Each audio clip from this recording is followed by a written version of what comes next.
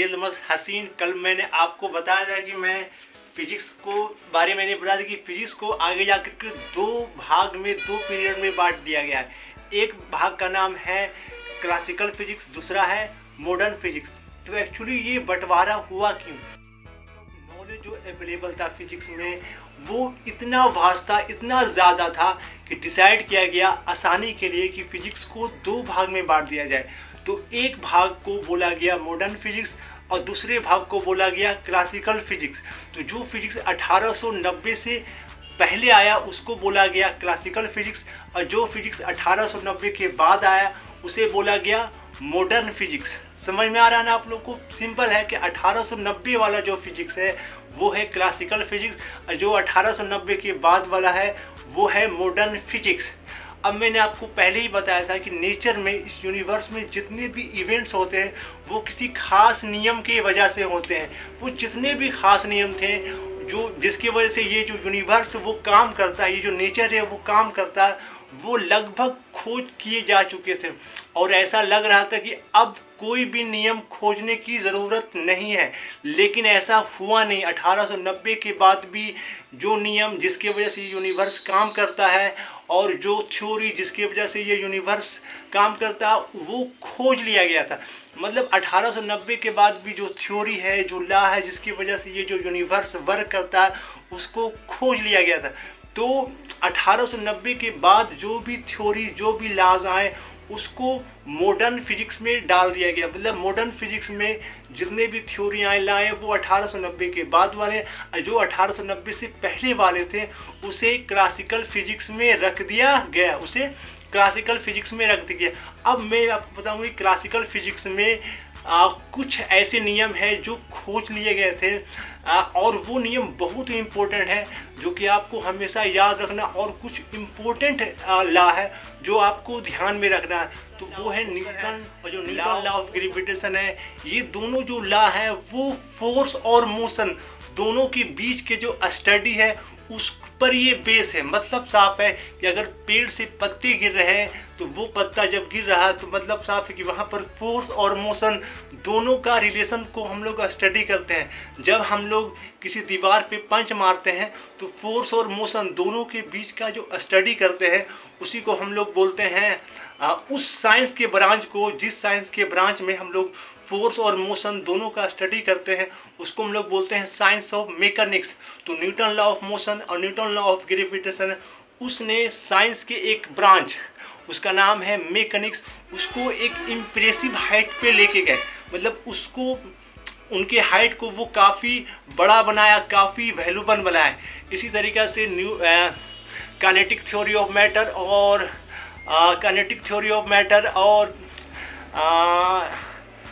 Law of thermodynamics, ये दोनों नियम पर फिजिक्स का एक पोर्शन जिसको हीट बोलते हैं उस पर बेस है।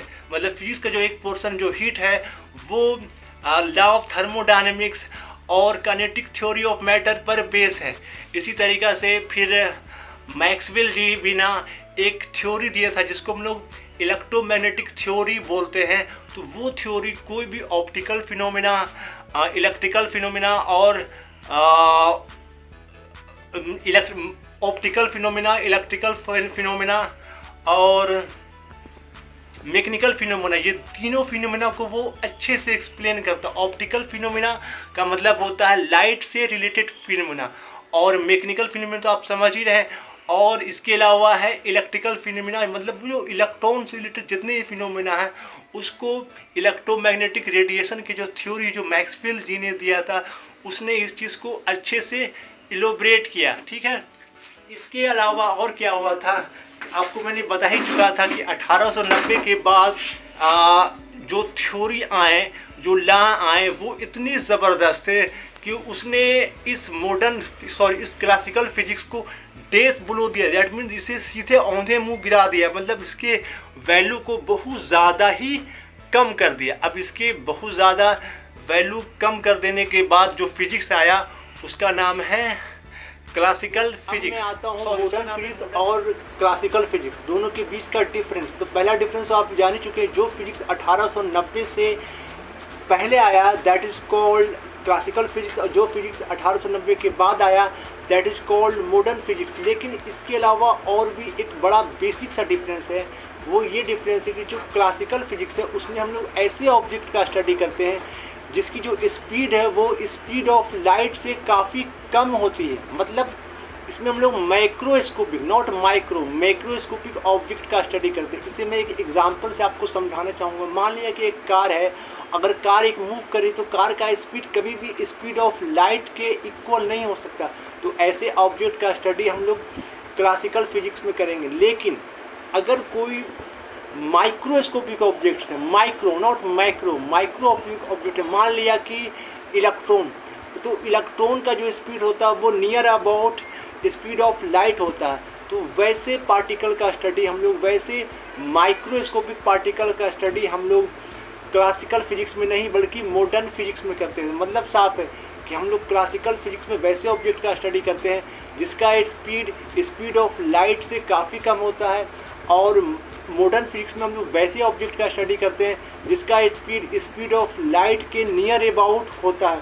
तो ये सिंपल है और इसे आपको हमेशा याद रखना है। अब एक क्या है कि बुक्स में एक लैंग्वेज लिखा हुआ है कि मॉडर्न जो फिजिक्स है वो क्लासिकल फिजिक्स का फाइन ट्यूनिंग है। मॉडर्न फिजिक्स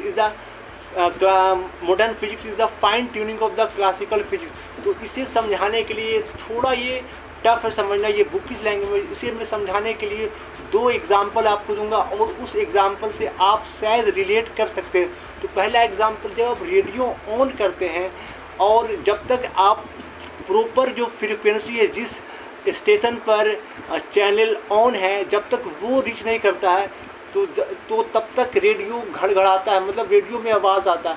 लेकिन जैसे ही आप प्रॉपर चैनल पर रीच कर जाते हैं तो फिर वो रेडियो फाइन हो जाता है, उसमें आवाज़ नहीं आता। तो मतलब साफ है कि जैसे ही आप सही टोन पकड़ लेते हैं, आप सही चैनल पर पहुंच जाते हैं, तो वो है आपका क्लासिकल फिजिक्स, जहां पर आवाज़ नहीं होता, बहुत ही फाइन होता। और जब वो कोर्स ट्यूनिंग हो रहा है, मतलब जहां पे आवाज़ कर रहा है, वो है आपका क्लासिकल फिजिक्स। इसी एक और एग्जांपल मैं देना चाहूँगा कि जब तक कोई कार चल रही होती है तो वो आवाज़ कर रही होती है, लेकिन जब वो कार रुक गई होती है तो फिर क्या होता है, कार आवाज़ नहीं कर रही होती है।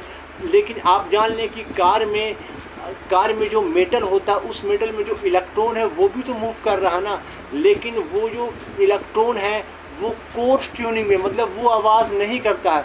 मतलब क्लासिकल फिजिक्स मॉडर्न फिजिक्स का फाइन ट्यूनिंग है। तो you have to keep in mind modern physics is the fine tuning of the classical physics. इसके अलावा आपको मैं एक चीज़ और बता दूं कि जितनी भी जो टेक्नोलॉजी है, आज जो टेक्नोलॉजी जो भी आ रही है, वो सब जगह क्लासिकल फिजिक्स का कंट्रीब्यूशन है। मतलब क्लासिकल फिजिक्स, जितनी भी टेक्नोलॉजी है वहाँ पर क्लासिकल फिजिक्स आ रही है।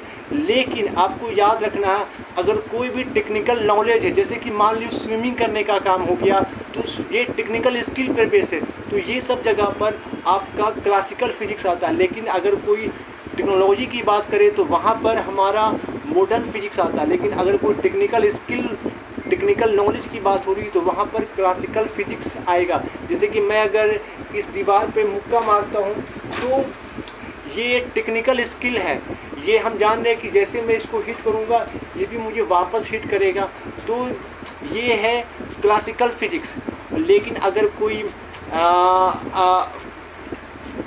अगर कोई मैं बात करूं टेक्नोलॉजी का, तो वह उस टेक्नोलॉजी में सबसे बड़ा जो कंट्रीब्यूशन है वो है मॉडर्न फिजिक्स का। तो इसको भी आपको याद रखना। लेकिन आपको एक बात हमेशा याद रखना है, जो क्लासिकल फिजिक्स है वो इस फिजिकल वर्ल्ड के बिहेवियर को सही से शुद्ध तरीक़ा से डिस्क्राइब करता है। तो इस बात को भी आपको याद रखना है और आपको हमेशा याद रखना है कि जो क्लासिकल फिजिक्स है भले ही वो मॉडर्न फिजिक्स से पीछे है, लेकिन इसका भी इम्पोर्टेंस काफ़ी है, क्योंकि इसके बिना नेचुरल वर्ल्ड का डिस्क्राइब करना बहुत ही मॉडर्न फिजिक्स के बारे में। तो जो मॉडर्न फिजिक्स है वो 1890 के बाद वाला फिजिक्स, मतलब 1890 के बाद वाला फिजिक्स है, that is called modern physics. तो इस मॉडर्न फिजिक्स के अंदर भी बहुत सारे ऐसे थ्योरी हैं जो खोज किए गए थे। तो कुछ महत्वपूर्ण थ्योरी जो आपको मैं बताने जा रहा हूँ। तो 1895 में रोएंटगेन ने एक्सरे को खोज किया। फिर कुछ सप्ताह के बाद हेनरी बेक्वेरेल ने रेडियो एक्टिविटी के नियम को दिया। फिर 1897 में जे थॉमसन जी ने इलेक्ट्रॉन को खोज किया। फिर 1901 में मैक्स प्लांक ने क्वांटम थ्योरी को दिया। उस क्वांटम थ्योरी के अनुसार ये बताया गया कि कोई भी बॉडी जब वो एनर्जी रिलीज़ करता है तो वो एनर्जी कंटिन्यूअस मैनर में रिलीज़ नहीं करता, मतलब एक बार रिलीज़ नहीं करता बल्कि गुच्छों में रिलीज़ करता है। That means discrete packets of energy में रिलीज़ करता है, जिसे क्वांटा बोला जाता है। और बाद में उसे फोटॉन्स नाम दिया गया।